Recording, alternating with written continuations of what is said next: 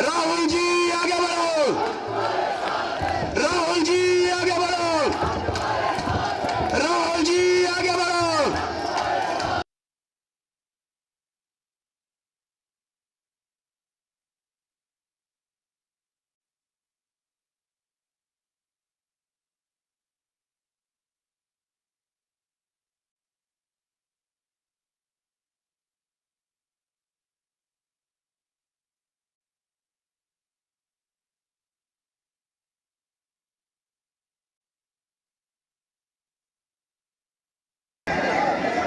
ऐसी सुंदर जगह है कि मैं अगली मीटिंग में जाना नहीं चाह रहा हूं।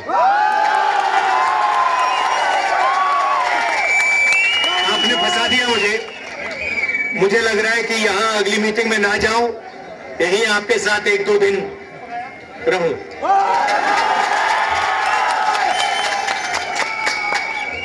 आप सबका यहां दिल से स्वागत करता हूं। आपसे मैं 2-3 चीजें कहना चाहता हूं।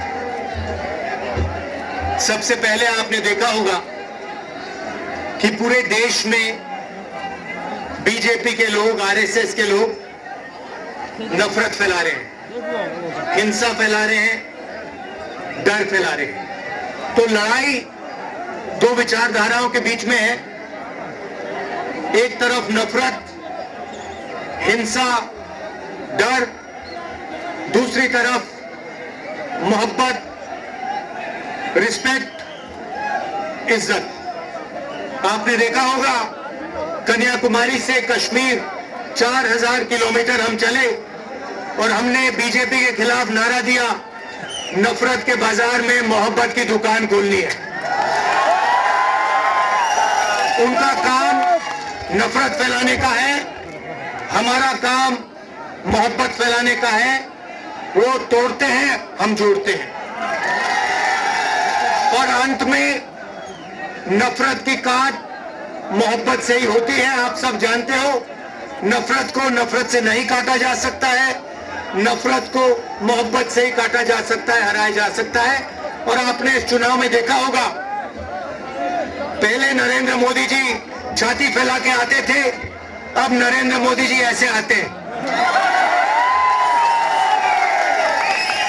पहले बड़े बड़े भाषण करते थे, इस बार पार्लियामेंट में घुसने से पहले उन्होंने अपने सिर पर कॉन्स्टिट्यूशन को रखा, फिर गए अंदर।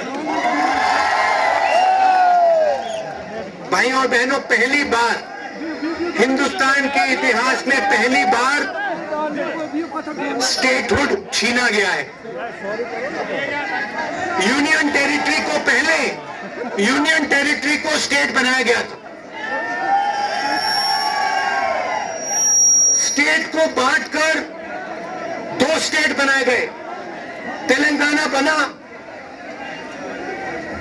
छत्तीसगढ़ बना, उत्तराखंड बना, अरुणाचल को स्टेट बनाया गया। मगर पहली बार हिंदुस्तान के किसी स्टेट को रद्द करके लोगों का जो हक है वो छीना गया। पहली बार हुआ है। ऐसे हिंदुस्तान के इतिहास में, मॉडर्न इंडिया में यह काम पहले कभी नहीं किया गया। तो सबसे पहले जम्मू कश्मीर को जो स्टेटहुड है वो वापस देना है, क्योंकि आपका सिर्फ स्टेट नहीं छीना गया, आपके अधिकार, आपका धन, सारा का सारा आपसे छीना जा रहा है। 1947 में हमने राजाओं को हटाकर लोकतांत्रिक सरकार बनाई, हमने देश को कॉन्स्टिट्यूशन दिया। आज जम्मू कश्मीर में राजा बैठा हुआ है, उसका नाम एलजी है, मगर वो है रायदा, बाहर के लोगों को मिल रहा है और जम्मू कश्मीर के लोगों से छीना जा रहा है। तो हमारा पहला कदम जम्मू कश्मीर को स्टेटहुड वापस देने का होगा। हम चाहते थे कि चुनाव से पहले आपको स्टेटहुड मिले और स्टेट बनने के बाद चुनाव हो। बीजेपी ये नहीं चाहती है और उन्होंने कहा है कि पहले चुनाव होगा और उसके बाद स्टेटहुड की बात होगी। और हम कह रहे हैं कुछ भी होगा, जम्मू कश्मीर के लोगों को स्टेटहुड हम दिलवाएंगे। बीजेपी चाहे ना चाहे, इंडिया गठबंधन इतना दबाव डालेगी कि जम्मू कश्मीर के लोगों को स्टेटहुड देना ही होगा। कि बिजली के प्रोजेक्ट्स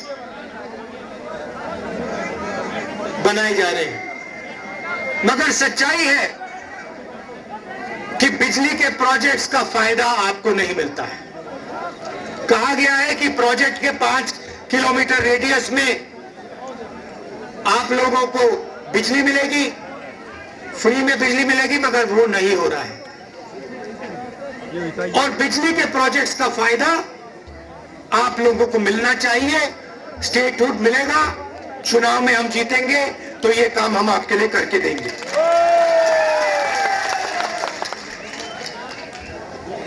आप देश के लोगों को बिजली दे रहे हो और आपके जेब में से बिजली का पैसा लिया जा रहा है, छीना जा रहा है, ज्यादा रेट देते हो आप। ये अन्याय है, उसको हम ठीक करेंगे।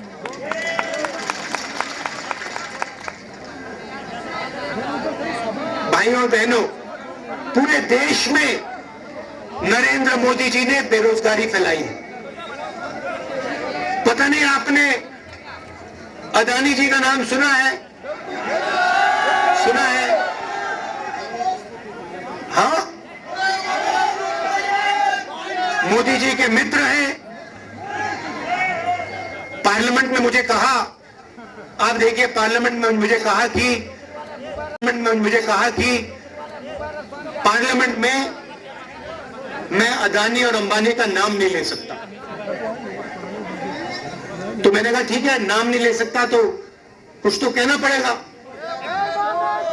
तो A1 A2 नाम दिया मैंने उनको। हम दो, हमारे दो, नरेंद्र मोदी, अमित शाह, अंबानी, अदानी, इनकी सरकार चल रही है। और अगर जो कोई छोटा काम करता है, मजदूरी करता है, छोटा बिजनेस चलाता है, होटल चलाता है, टूरिज्म का बिजनेस चलाता है, तो उसके लिए नरेंद्र मोदी जी GST लाते हैं, नोटबंदी कराते हैं और बैंक के दरवाजे बंद कर देते हैं। और पूरी की पूरी सरकार इन 2 अरबपतियों के लिए चलाई जा रही है। ये मैं आपको कहता हूं कि अगर आप देखेंगे तो ये जो आपसे स्टेटहुड छीना गया है, इसका भी लक्ष्य उन्हीं 2 अरबपतियों की मदद करने का है। और जम्मू कश्मीर के जो लोग हैं, जो व्यापारी हैं, जो इस प्रदेश को, इस देश को रोजगार देते हैं, चाहे वो टूरिज्म की बात हो, हैंडीक्राफ्ट की बात हो, उन सबको ये दबा कर रखते हैं।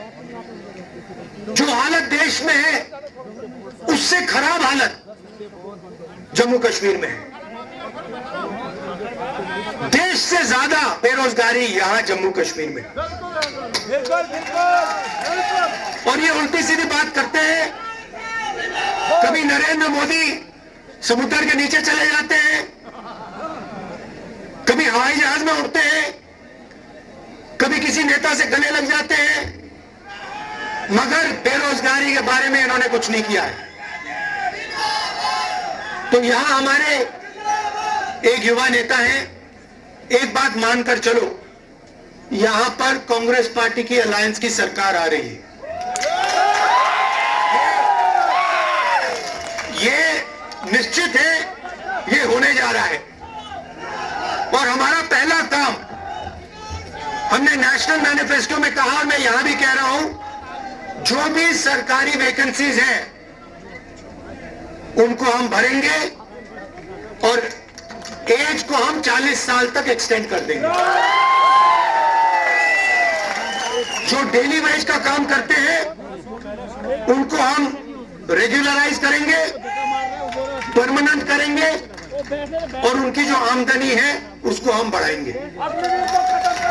मगर हमारा लक्ष्य होगा कि हम सबको लेकर एक साथ मिलकर जम्मू कश्मीर की सरकार चलाएं, सबकी रिस्पेक्ट हो, सबको एक साथ लेकर हम चले। और जैसे मैंने देश में कहा, बाकी देश में कहा, भारत जोड़ो यात्रा में हर स्टेट में कहा, नफरत को मिटाना है। जहां भी ये नफरत की दुकान खोलेंगे, जहां भी ये नफरत फैलाएंगे, वहां हम मोहब्बत की दुकान खोलेंगे।